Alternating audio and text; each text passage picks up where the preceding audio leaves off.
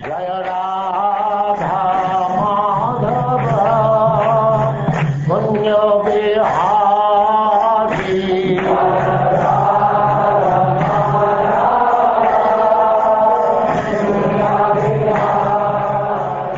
And now Chapter 10, the discussion between Jad Bharat and Maharaj Rahugana.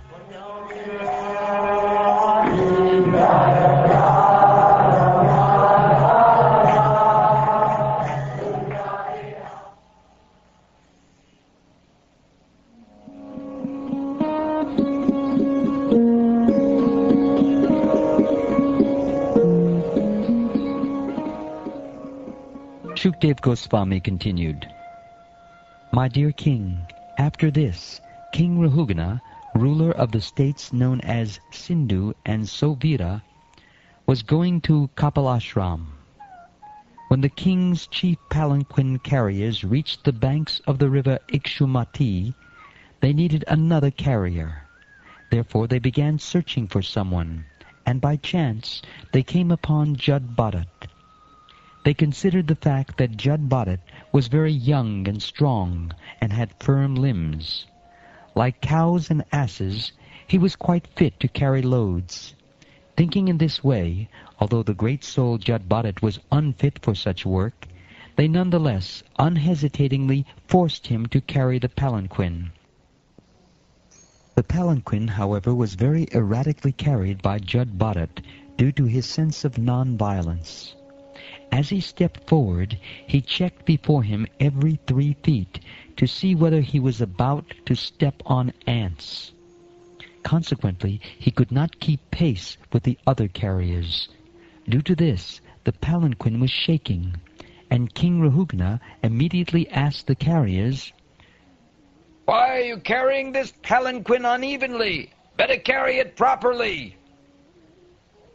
When the palanquin carriers heard the threatening words of Maharaj Rahugana, they became very afraid of his punishment and began to speak to him as follows. O Lord, please note that we are not at all negligent in discharging our duties. We have been faithfully carrying this palanquin according to your desire, but this man who has been recently engaged to work with us cannot walk very swiftly. Therefore, we are not able to carry the palanquin with him.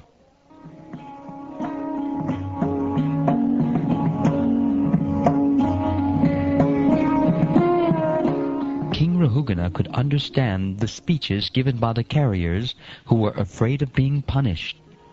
He could also understand that simply due to the fault of one person, the palanquin was not being carried properly.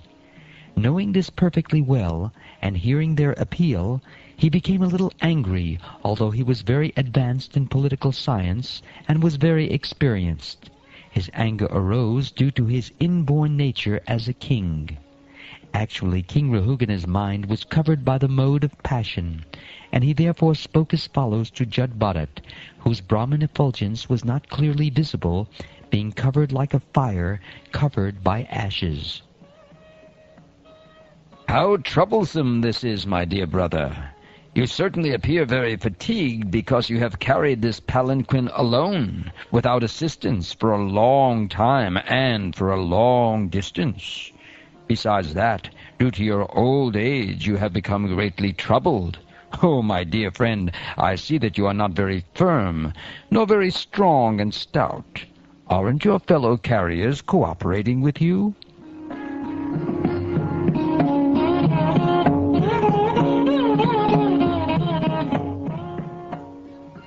In this way, the king criticized Jad Bharat with sarcastic words. Yet despite being criticized in this way, Jad Bharat had no bodily conception of the situation. He knew that he was not the body, for he had attained his spiritual identity. He was neither fat, lean, nor thin, nor had he anything to do with a lump of matter, a combination of the 5 gross and 3 subtle elements. He had nothing to do with the material body and its 2 hands and legs. In other words, he had completely realized his spiritual identity, or Aham Brahmasmi. He was therefore unaffected by this sarcastic criticism from the king. Without saying anything, he continued carrying the palanquin as before. Thereafter, when the king saw that his palanquin was still being shaken by the carriers, he became very angry and said, "You rascal! What are you doing? Are you dead despite the life within your body? Do you not know that I am your master?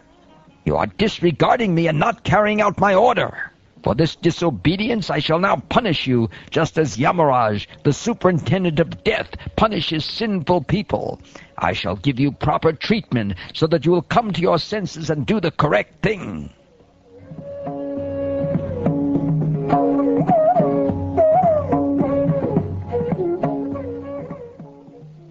Thinking himself a king, King Rahugana was in the bodily conception, and was influenced by material nature's mode of passion and ignorance. Due to madness, he chastised Jud Bharat with uncalled for and contradictory words. Jud Bharat was a topmost devotee and the dear abode of the Supreme Personality of Godhead. Although considering himself very learned, the king did not know about the position of an advanced devotee situated in devotional service, nor did he know his characteristics. Jud Bharat was the residence of the Supreme Personality of Godhead. He always carried the form of the Lord within his heart.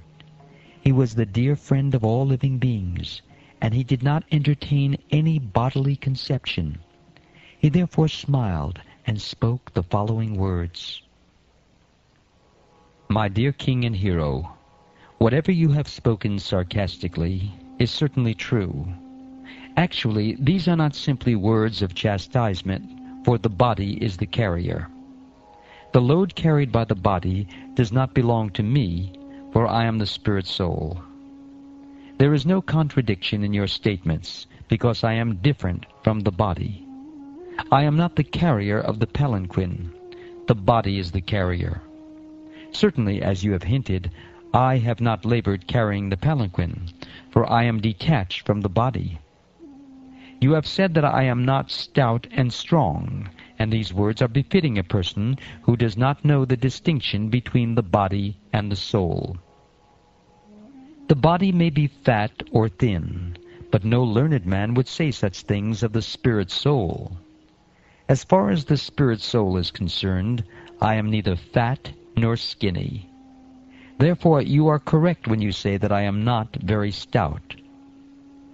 Also, if the object of this journey and the path leading there were mine, there would be many troubles for me, but because they relate not to me but to my body, there is no trouble at all. Fatness, thinness, bodily and mental distress, thirst, hunger, fear, disagreement, desires for material happiness, old age, sleep, attachment for material possessions, anger, lamentation, illusion, and identification of the body with the self, are all transformations of the material covering of the spirit soul. A person absorbed in the material bodily conception is affected by these things, but I am free from all bodily conceptions. Consequently, I am neither fat, nor skinny, nor anything else you have mentioned. My dear king, you have unnecessarily accused me of being dead, though alive. In this regard, I can only say that this is the case everywhere, because everything material has its beginning and end. As far as your thinking that you are the king and master, and thus trying to order me, this is also incorrect, because these positions are temporary. Today you are a king, and I am your servant, but tomorrow the position may be changed, and you may be my servant, and I your master. These are temporary circumstances created by Providence.